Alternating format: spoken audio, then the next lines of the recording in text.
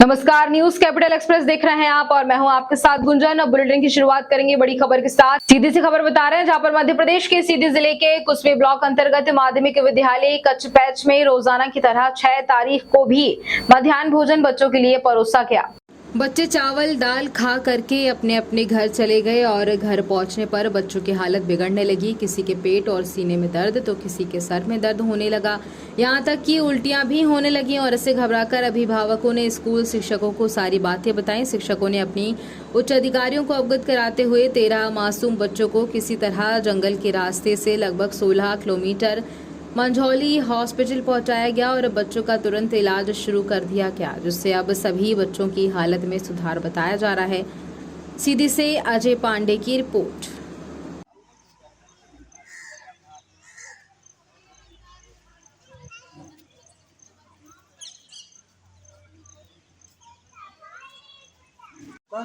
मीनाक्षी गुप्ता। मीनाक्षी गुप्ता। गांव कौन सा है? कंचनपुर।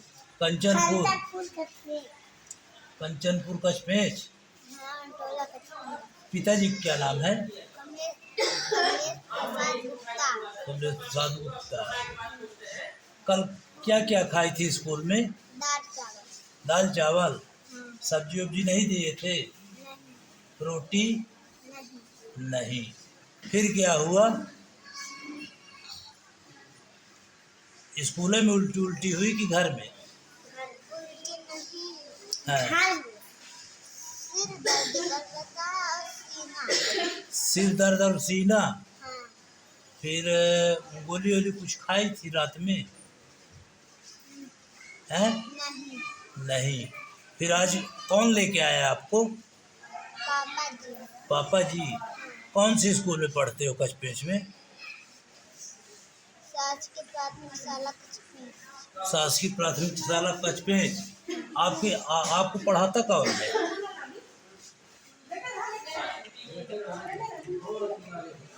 पारस सर जी। पारस सर जी। जो कि अतिथि शिक्षक हैं। पारस सर जी। हाँ। किस हो कक्षा में गया? पढ़ती हो? तीसरी। तीसरी में। और जो मुख्य मास्टर हैं जो तेजभान वो क्या करते हैं बताओ? कभी पढ़ाने आते हैं? कहाँ जाते हैं वो आते हैं? सर जी नहीं रहते तब आते हैं, रहते हैं तो आते हैं फिर चले जाते कहाँ चले जाते हैं? चलो ठीक। पारसनाथ कौन सी स्कूल में पढ़ाते हैं? शासकीय प्राथमिक शाला कछपेच। और कौन शिक्षक है वहाँ? शासकीय शिक्षक हैं तेजभान सिंह। तेजभान सिंह। तेजभान सिंह। वो भी थे कल? दोनों थे। क्या लड़कों को खिलाए हैं रसोईया? दाल चावल। दाल चावल। जब खाना बना बच्चों के लिए तो क्या उसके पहले आप लोगों ने खाया? नहीं शासन का नियम क्या है? जी सर, नियम तो कुछ है तो लेकिन नहीं कुछ नहीं, आप नियम बताइए ना क्या है?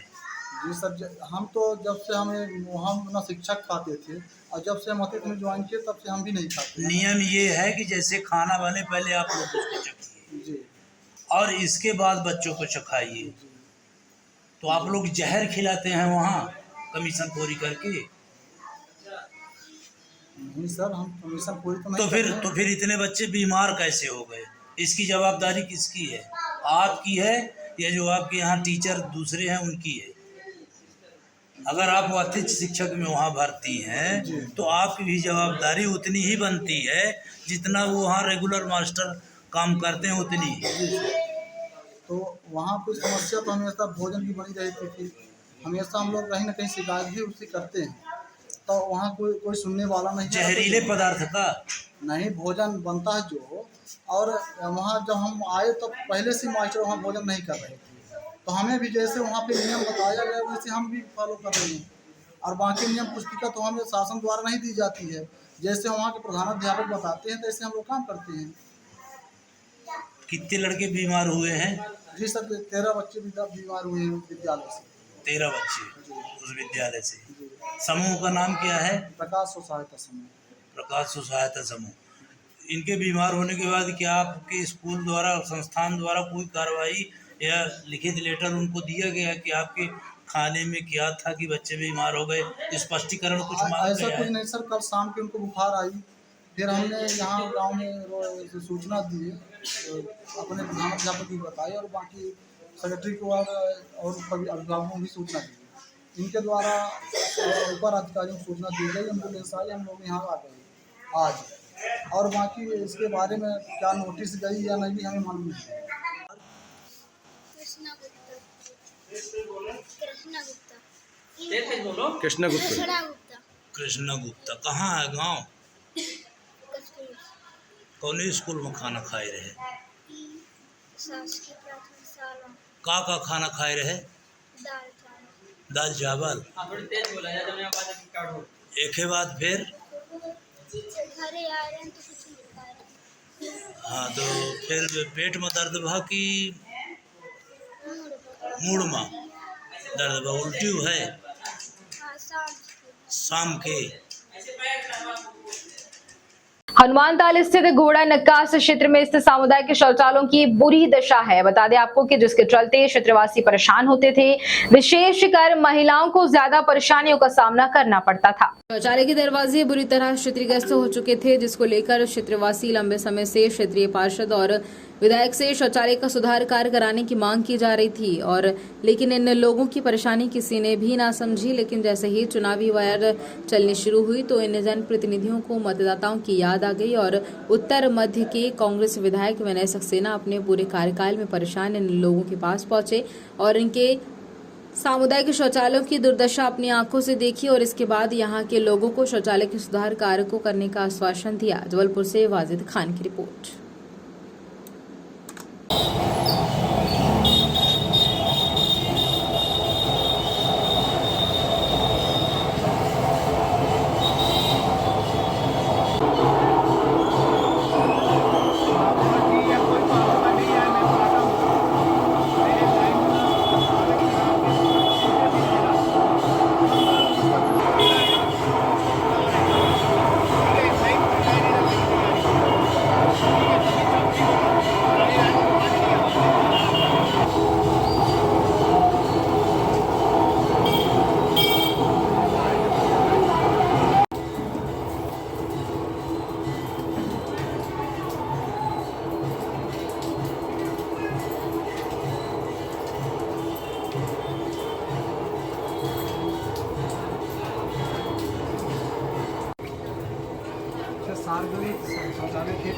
हाँ हाँ बोलते ना वही बने जा दरवाजे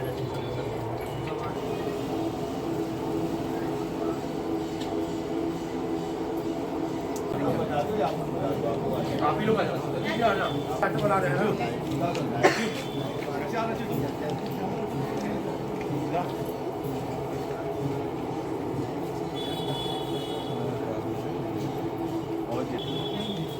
ठीक है माता जी, आप लोग अपना प्रोग्राम। आज हम लोग हनुमान ताल घोड़ा नक्कास के पास हनुमान मंदिर के सामने एक गली और बस्ती में खड़े हुए और सभी यहाँ के क्षेत्रीय जनों की मांग है कि यहाँ पे पुराने शौचालय हैं वो टूट गए और सभी लोगों को बड़ी तकलीफ़ का सामना करना पड़ रहा है। और मैंने भी आके जो हालत देखे बहुत ही जर्जर है, यहाँ तक कि उसके दरवाजे तक टूट गए। तो हमने निर्णय लिया है कि बहुत जल्द यहाँ पे 2 शौचालय बना के दिए जाएंगे, जिससे हमारे क्षेत्र के सभी आदरणीय बुजुर्ग माताएं बहनें और क्षेत्र के हमारे सभी साथी जो हैं उनको एक सुविधाजनक शौचालय यहाँ मिल सके, जिससे जो रोज़मर्रा की तकलीफ़ें उनकी वो दूर हो सके। मैं उम्मीद करता हूँ कि बहुत जल्द ये दोनों शौचालय बन के तैयार होंगे और इन लोगों को जो सुविधा ये चाहते हैं वो मिल जाएगी। आपने डॉन फिल्म तो देखी होगी और उस फिल्म का ये डायलॉग भी सुना होगा कि डॉन को पकड़ना मुश्किल ही नहीं बल्कि नामुमकिन है। हम इस डायलॉग का जिक्र इसलिए कर रहे हैं क्योंकि ऐसा ही कुछ हुआ है जबलपुर में, जहां एक लुटेरे बदमाश ने पहले तो एक बाइक चुराई और फिर एक एक करके 4 लूट की घटना को अंजाम दे दिया और फिर पुलिस सिर्फ आरोपी को पकड़ने का दावा ही करती रही। आरोपी लुटेरों ने सबसे पहले ओमती थाना क्षेत्र से एक बाइक चुराई और मदन महल सिविल लाइन और गढ़ा थाना क्षेत्र में 3 चैन स्नैचिंग की घटना को अंजाम दिया और इसके बाद लुटेरे ने माड़ोताल थाना क्षेत्र में रुपए लेकर जा रहे हैं युवक को लूट लिया है। बता दें कि मौके से फरार हो गए। एक साथ 4 जगह पर हुई लूट की घटना के बाद पुलिस सक्रिय हुई और पूरे शहर की नाकेबंदी कर दी। इसके साथ ही पुलिस जिन जगहों पर घटना हुई है वहां आसपास सीसीटीवी कैमरे को तलाश कर रही है। पुलिस का दावा है कि जल्द से जल्द इन आरोपियों को पकड़ लिया जाएगा। जबलपुर से वाजिद खान की रिपोर्ट।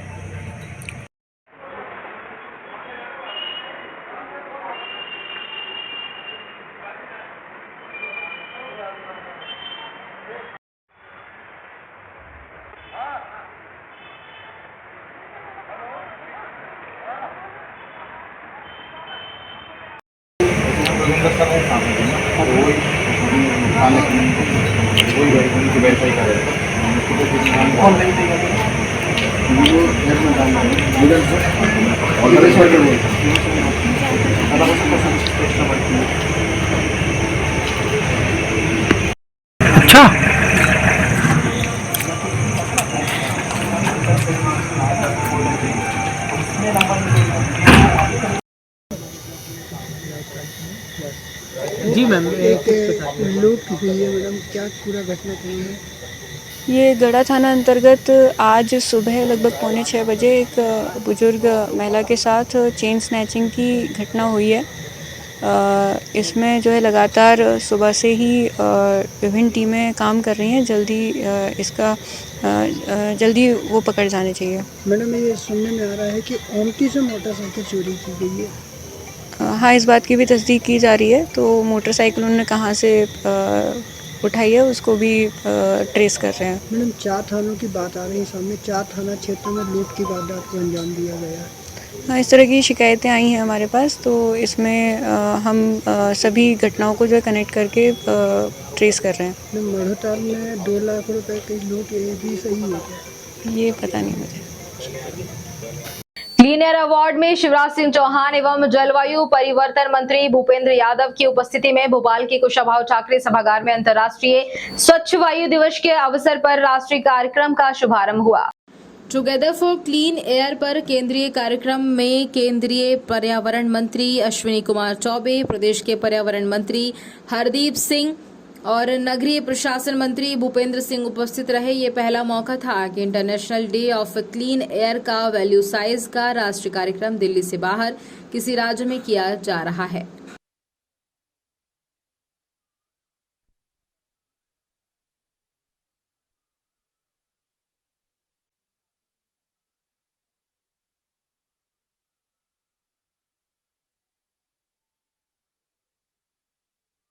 केंद्रीय मंत्री भूपेंद्र यादव जी का बहुत बहुत स्वागत कर रहे हैं, अभिनंदन कर रहे हैं। बहुत बहुत धन्यवाद माननीय मुख्यमंत्री जी। श्री नरेश पाल गंगवार जी स्वागत करेंगे माननीय मुख्यमंत्री जी का। स्वागत कर रहे हैं मध्य प्रदेश के माननीय पर्यावरण मंत्री हरदीप सिंह डग जी, माननीय मुख्यमंत्री जी तथा कार्यक्रम की अध्यक्षता कर रहे माननीय मंत्री महोदय भूपेंद्र यादव जी का। श्री नरेश पाल गंगवार जी माननीय मुख्यमंत्री जी का स्वागत कर रहे हैं। आदरणीय गुलशन बाबा जी से विनम्र आग्रह है कि आप माननीय मंत्री महोदय भूपेंद्र यादव जी का स्वागत करें।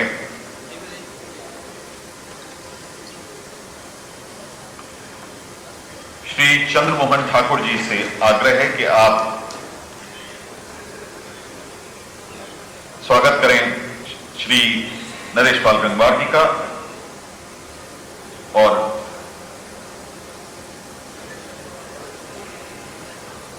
परिवाराय नमः, शिवाय नमः। गन्धोदस्यानं समर्पयामि। गन्धोदस्यानान्ते वनादुदस्यानं समर्पयामि। ओम सहस्रासी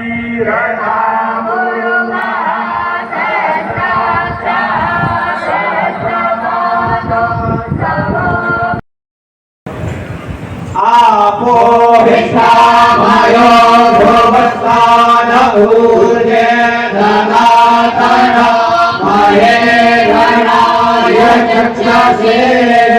भगवती संसदा शिवाय नमः। सपरिवाराय नमः सकलाय नमः सुदत्तानं शुद्धात्मनीयं जलं समर्पयामि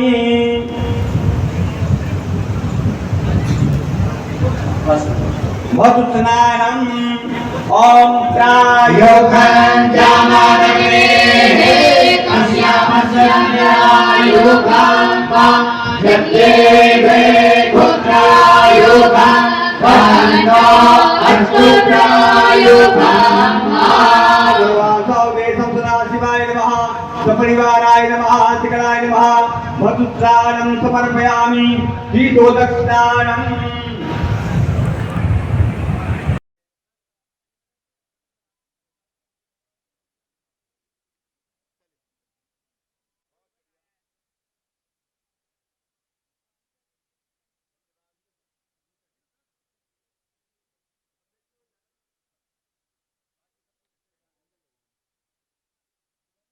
पर्यावरण मित्र जीवन शैली अपनाते हैं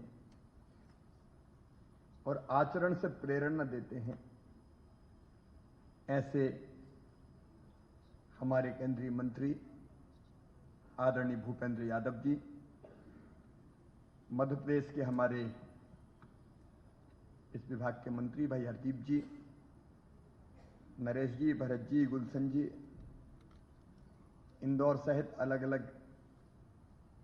इंदौर आगरा सहित अलग अलग नगरों से आए हुए, मुरादाबाद में हमारे सभी मेयरगण,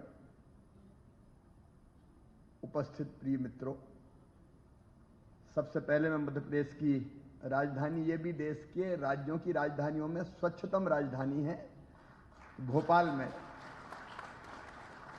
आपका हृदय से स्वागत करता हूं। जन्माष्टमी की बहुत बहुत बधाइयां। और हमारा ये सोच प्रकृति प्रेम का, पर्यावरण प्रेम का आज से नहीं है।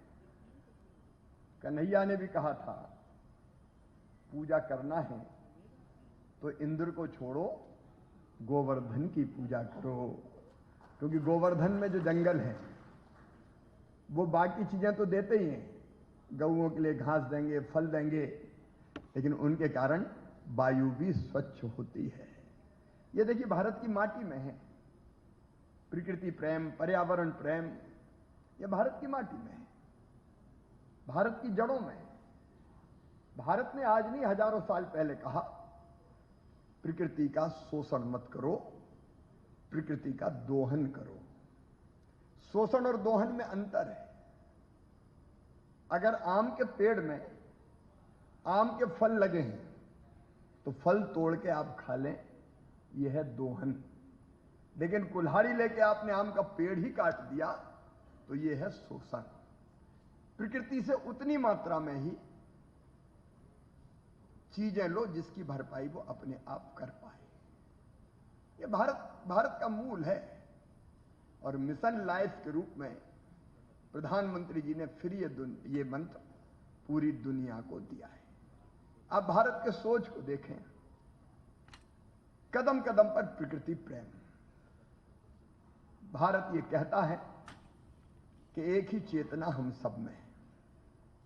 मनुष्यों में तो है ही सियाराम में सब जग जानी, लेकिन प्राणियों में भी वही चेतना है। और इसलिए आप देखिए, भारत के गांव-गांव में बच्चा बच्चा भी कहता है, धर्म की जय हो, अधर्म का नाश हो, लेकिन प्राणियों में सद्भावना हो। और साथ में उद्घोषित करता है विश्व का कल्याण। वसुदैव कुटुंबकम हो, आत्मवत् सर्वभूतेषु हो, जियो और जीने दो।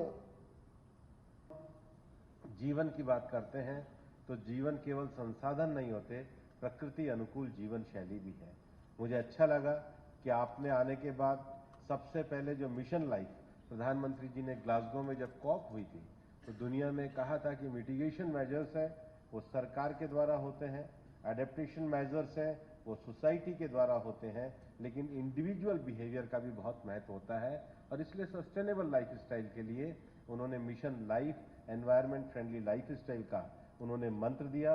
और मुझे खुशी है कि आपने भी आज इस कार्यक्रम में आने पे सबसे पहले मिशन लाइफ की जो प्लेज करी वो निश्चित रूप से पर्यावरण के प्रति आपकी संवेदनशीलता और आपके नेतृत्व में पर्यावरण की दृष्टि से बढ़ते हुए मध्य प्रदेश का द्योतक है, जिसका सभी नागरिक जन भागीदारी के साथ पालन करेंगे। भारत ने अपने जो एनडीसीज दिए, नेशनल डिटरमिन्ड जो कॉन्ट्रीब्यूशंस हम दुनिया में देना चाहते हैं, उसमें भारत दुनिया के उन देशों में है कि पेरिस एग्रीमेंट के बाद 2015 में पेरिस एग्रीमेंट के बाद दुनिया के सामने जो लक्ष्य रखे, उसमें 3 हमारे क्वांटिटेटिव थे, 5 हमारे क्वालिटेटिव लक्ष्य थे, और भारत दुनिया के G20 में वो एकमात्र देश है जिन्होंने अपने लक्ष्यों को समय से 9 साल पहले पूरा प्राप्त किया।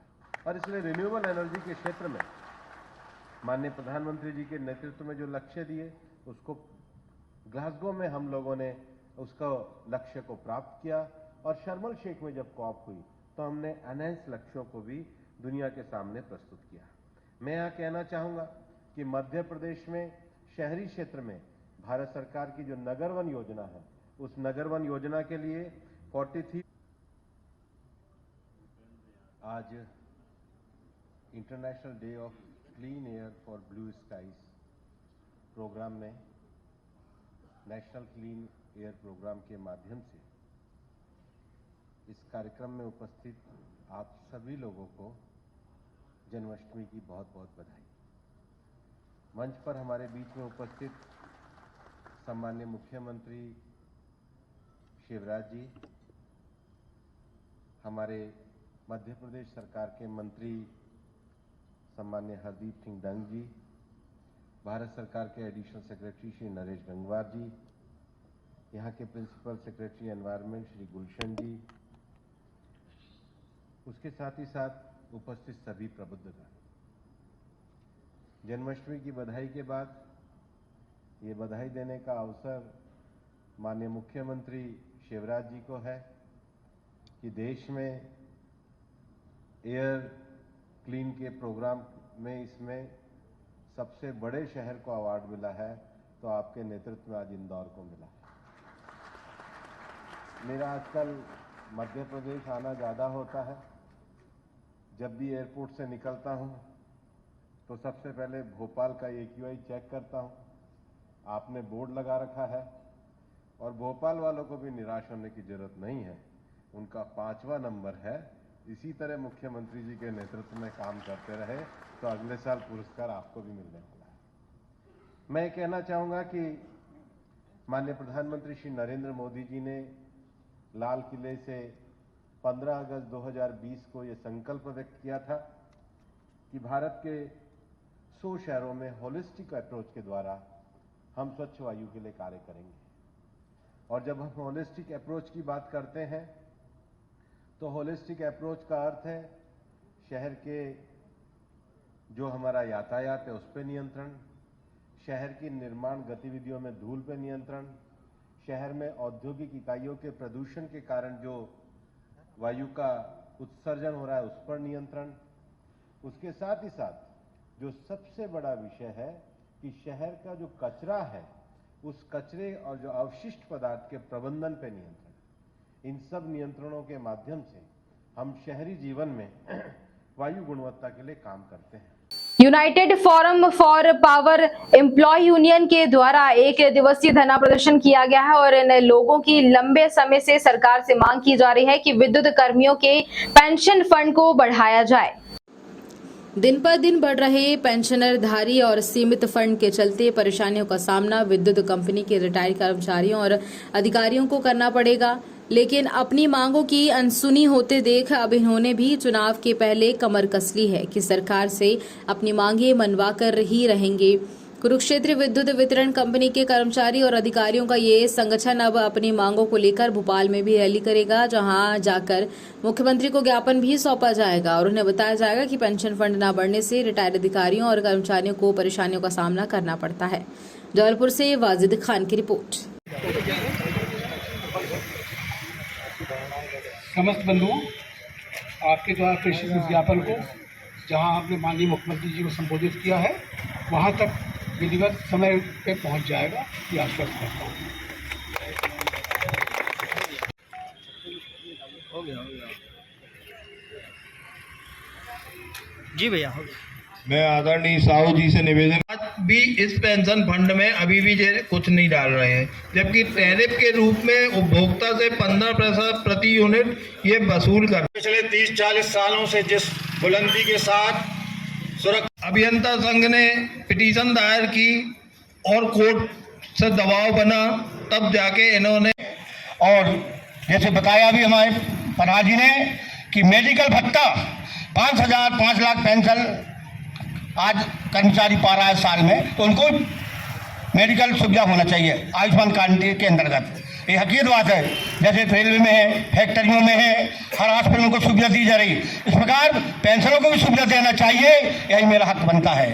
और हम सभी से ऐसा आग्रह करते हैं, इस प्रकार संकल्प बना के रहें और हम सबका सहयोग देंगे। जय हिंद, जय भारत।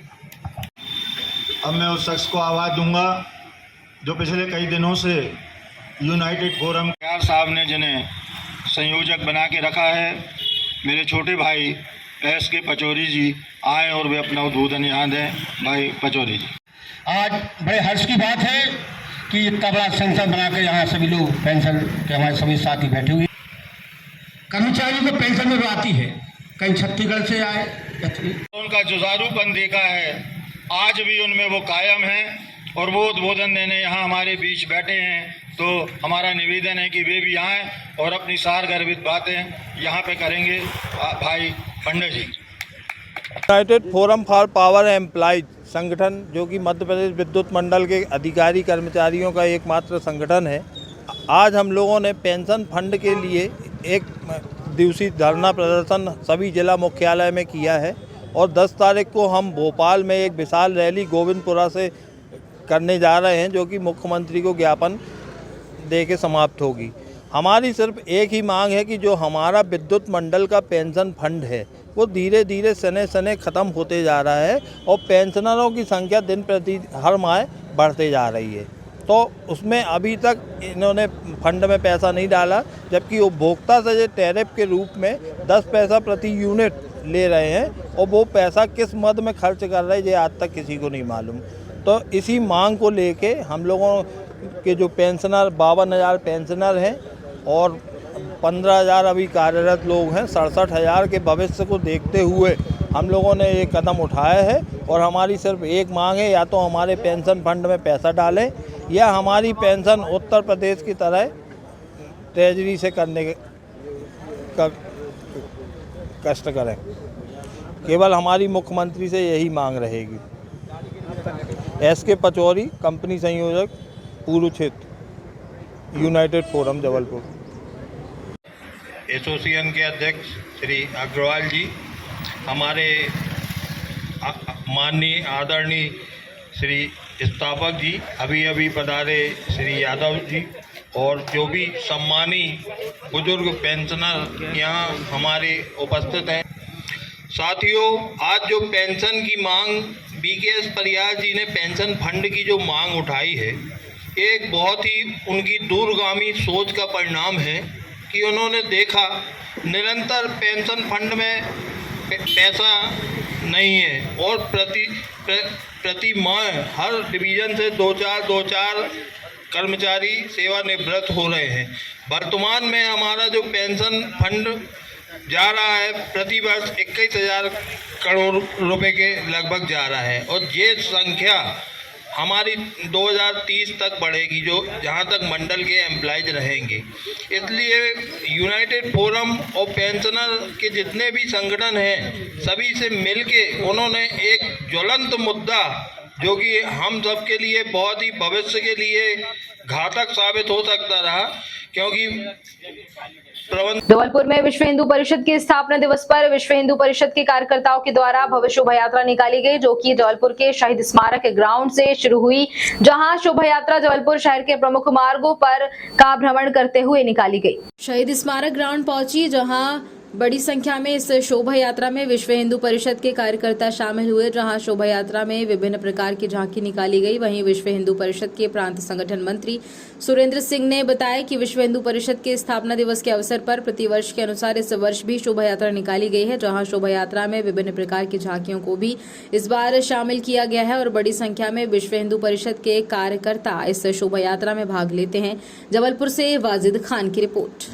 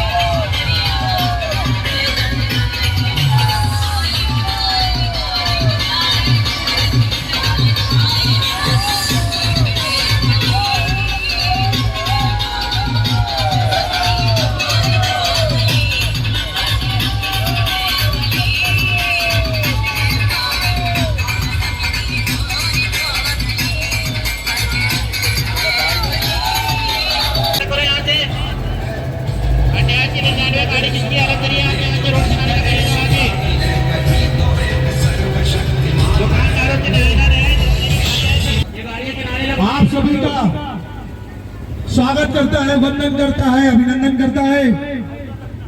आज ये शोभा यात्रा आप जो देख रहे हैं, यह विश्व हिंदू परिषद के 59 वर्ष पूर्ण होना और अपने 60 पूर्ति वर्ष में प्रवेश करने को लेकर है।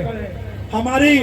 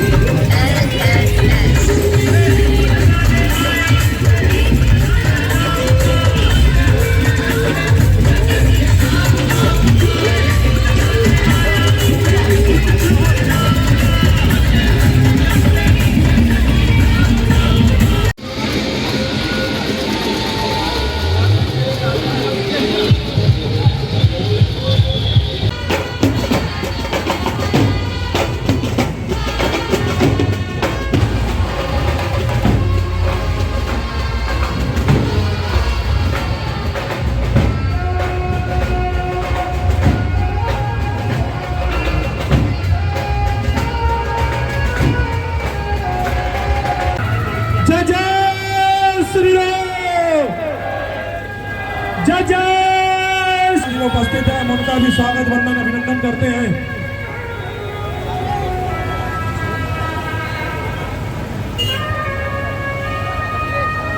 सरदार सुरजीत सिंह जी उपस्थित है, उनका भी स्वागत वंदन अभिनंदन करते हैं।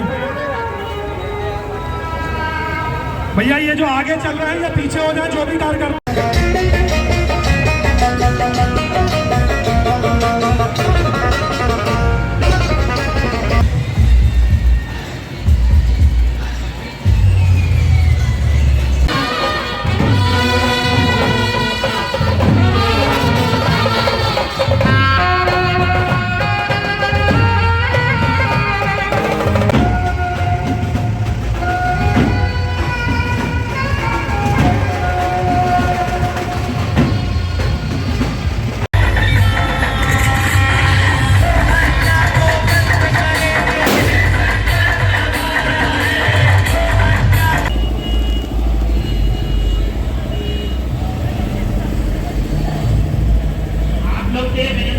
सनातन धर्म के लिए सजग रहने वाले नर्मदा जी के परम भक्त, आपका स्वागत वंदन अभिनंदन है। विश्व यात्रा जन्माष्टमी के उपलक्ष्य में निकाली जा रही है। आप सभी को जन्माष्टमी की शुभकामनाएं। इस यात्रा के माध्यम से एक समाज में एक संदेश दिया जा रहा है कैसे हम सामाजिक समरसता समाज समरस बने, एक हो और देश को कैसे आगे बढ़ा सकते हैं। देश को भारत के विश्व गुरु के स्थान पर जो है हम स्थापित कर सकते हैं। विश्व गुरु के स्थान पर हम स्थापित होंगे, पूरे देश में जो है हमारा मान सम्मान बढ़े।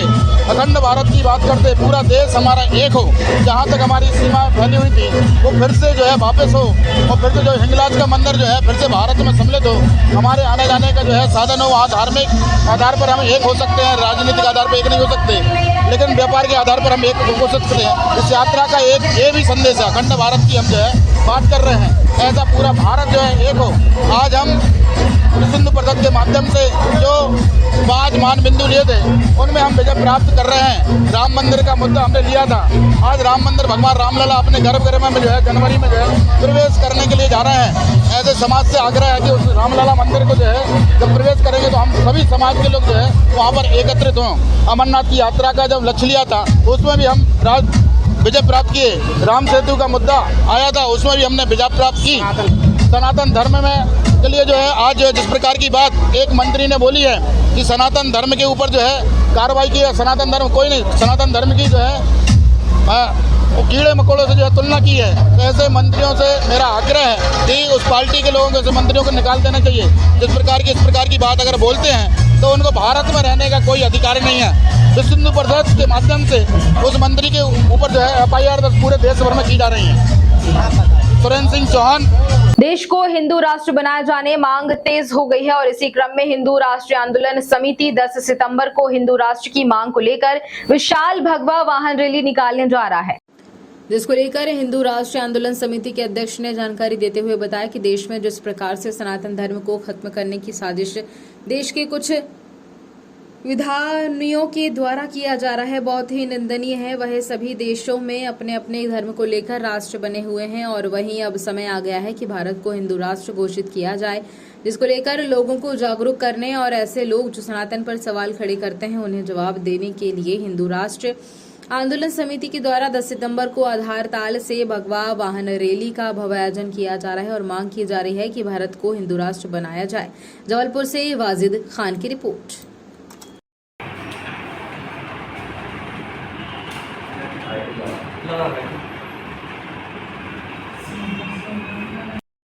और इस पे हमारी संख्या और बढ़ाई हमारा मनोबल हो गए। हमारा ये है, हम ये रैली का उद्देश्य हमारा ये है कि जो विभिन्न विधर्मियों द्वारा लगातार सनातन धर्म के खिलाफ बोला जा रहा है, लव जिहाद किया जा रहा है, ये सब किया जा रहा है, इसके खिलाफ हम ये सब एकत्रित हो रहे हैं। सभी भाइयों के साथ मिलकर ये आयोजन किया जा रहा है। लगभग कितने लोगों की इसमें संख्या? लगभग 400-500 लोग की अपेक्षा है। हम सभी लोग से, आप सभी लोग से, हिंदू राष्ट्रवासियों और आप सब जबलपुर वासियों, हम सभी आपसे निवेदन। चालू करो जी। मतलब आप अपना थोड़ा सा ब्रीफ कर दें फिर अपन फाइट बारे में। आज हम जो देश का माहौल देख रहे हैं, विभिन्न विधर्मियों द्वारा सनातन धर्म के खिलाफ जो टिप्पणियाँ की जा रही हैं, या हम उसको देखते हुए हम लोगों ने हिंदू राष्ट्र आंदोलन समिति के तत्वाधान में 10 सितंबर को दिन रविवार को दोपहर 3 बजे एक भव्य हिंदू राष्ट्र पूरे नाम तो बोला नहीं, नाम तो आप लोग बोल देंगे ना। हिंदू राष्ट्रीय आंदोलन समिति के द्वारा 10 सितंबर को एक आयोजन किया जा रहा है, जिसमें जी क्या कार्यक्रम है आपका और किस प्रकार का कार्यक्रम? जी हाँ, हम सभी सनातन भाई, सभी सनातन धर्म प्रेमियों, सनातनी भाइयों बहनों से आप सभी से निवेदन करते हैं, हिंदू राष्ट्र आंदोलन समिति के तत्वाधान में 10 सितंबर दिन रविवार दोपहर 2 बजे बिरसा मुंडा चौक आधारताल से मालवीय चौक तक भव्य वाहन रैली निकल, भगवा ध्वज वाहन रैली निकाल रहे हैं। हम लोग हिंदू राष्ट्र की कल्पना के साथ ये पूरे भारत में पहली वाहन रैली है। हिंदू राष्ट्र की मांग को लेकर पहला जन आंदोलन शुरुआत हुआ है, जो कि जबलपुर से होता है, शुरू हो रहा है। और हम सभी अपेक्षित है कि आप सभी आइए, इस आंदोलन को, इस जन आंदोलन के आप भागीदार बनिए, एक इतिहास, नए इतिहास की तरफ बढ़िए आप। हम कितने कार्यकर्ता इसमें शामिल होंगे? लगभग हम इसमें 400-500 कार्यकर्ता की संख्या है। ये संख्या बढ़ेगी हमारी। बहुत सारे सनातनी धर्म प्रेमी, हम उनसे निवेदन करते हैं, आइए। सभी सनातनी प्रेमियों के लिए है ये हिंदू राष्ट्र, जिनकी सोच है, जो भारतीय संस्कृति जिसमें हम चल रहे हैं उसके लिए आप सभी से निवेदन है कि आप आइए उसमें। हिंदू राष्ट्र के लिए आंदोलन करने की क्या जरूरत पड़ेगी? हिंदू राष्ट्र के लिए आंदोलन जरूरत इसलिए पड़ेगी कि आपने देखा है अभी वो स्टालिन की औलाद ने एक गलत टिप्पणी की है सनातन धर्म के खिलाफ। हर कोई आज अपनी उल्टी सीधी टिप्पणियों के कर करके ये सनातन धर्म के खिलाफ बोल करके अपने आप को कुछ दिनों के लिए अपने आप को करता है और इससे हमारी भारतीय संस्कृति पीछे को खिलवाड़ कर रहा है। तो हम इसलिए चाह रहे हैं कि हिंदू राष्ट्र में वो सब चीज़ समावेश है जो कि एक भारतीय संस्कृति में है, इसलिए हम हिंदू राष्ट्र की कल्पना चाहते हैं, हम हिंदू राष्ट्र चाहते हैं। मेरा नाम अधिवक्ता अखिलेश उपाध्याय है, मेरे साथीगण हैं और मैं आप यात्रा निकाली जा रही भगवा यात्रा, क्या उद्देश्य और किस प्रकार का रूप है? पहले सभी को जय श्री राम। हिंदू राष्ट्र आंदोलन समिति के तत्वाधान में विशाल आयोजन किया जा रहा है भगवा रैली के द्वारा। वाहन रैली होगा ये 10 सितंबर को और इससे एक मैसेज जाएगा पूरे हिंदुओं के अंदर और हिंदू राष्ट्र की मांग को लेते हुए हम लोग आगे बढ़ रहे हैं। और ये बहुत ही ज़रूरी है क्योंकि बहुत सारे मुल्क में देश में भिन्न भिन्न तरह के जातियों का देश है वो, और हिंदू के लिए कोई देश नहीं है। इसलिए भारतवर्ष में अधिकार है हम लोगों का कि हिंदू राष्ट्र होना चाहिए। स्टालिन और विभिन्न तरीके के लोगों द्वारा सनातन के खिलाफ जो आवाज़ उठाया जा रहा है ये सरासर घोर विरोधी है। इससे हम हिंदू आहत हो रहे हैं और कहीं ना कहीं ये हमारे मन में जो धर कर रहा है ये विभिन्न तरह के दुष्प्रचार जो हुआ जा रहा है सनातन अधर्मियों के द्वारा, ये गलत है। इसलिए सनातन प्रेमी सभी एक हों, इस मंच से जुड़े और यही हम लोग निवेदन कर रहे हैं और आशा के साथ आगे बढ़ रहे हैं कि हिंदू राष्ट्र आंदोलन समिति के द्वारा ये भव्य आयोजन हमेशा होता रहेगा, आंदोलन होता रहेगा। विशाल भगवा रैली है, वाहन रैली है और इसके लिए संदर्भ में हम लोग यहाँ पे बैठे हुए हैं और सभी सनातन प्रेमियों से विनम्र निवेदन है कि वो लोग आएँ और इस आंदोलन के भाग के हिस्सा बने। धन्यवाद। डॉक्टर पूनम प्रसाद।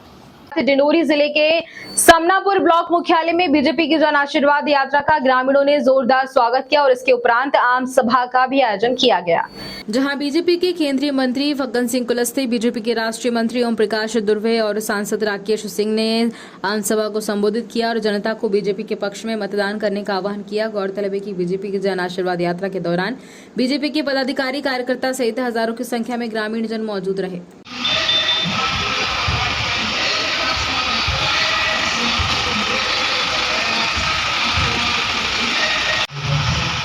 क्या बोल रहे हैं? वहाँ गाड़ा सरी जाएंगे।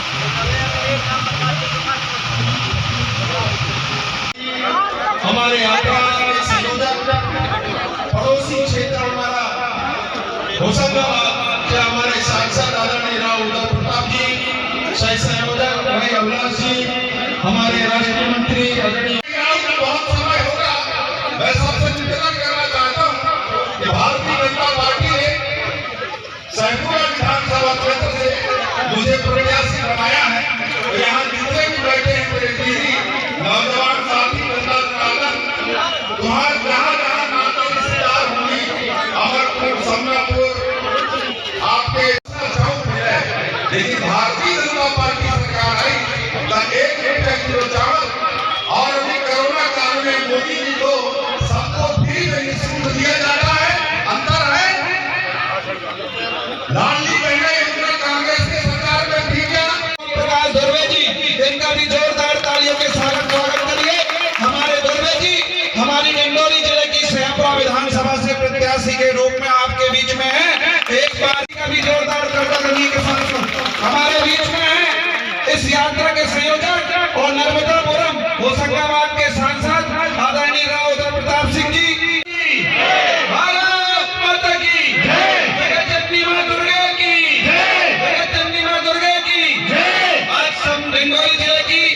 समनापुर की इस पावन घरों में जन आशीर्वाद यात्रा हम सबके बीच में आई है। इस यात्रा में हम सबका मार्गदर्शन करने के लिए हमारे मध्य प्रदेश के पूर्व प्रदेश अध्यक्ष और वर्तमान में सांसद जबलपुर से आदरणीय श्री राकेश सिंह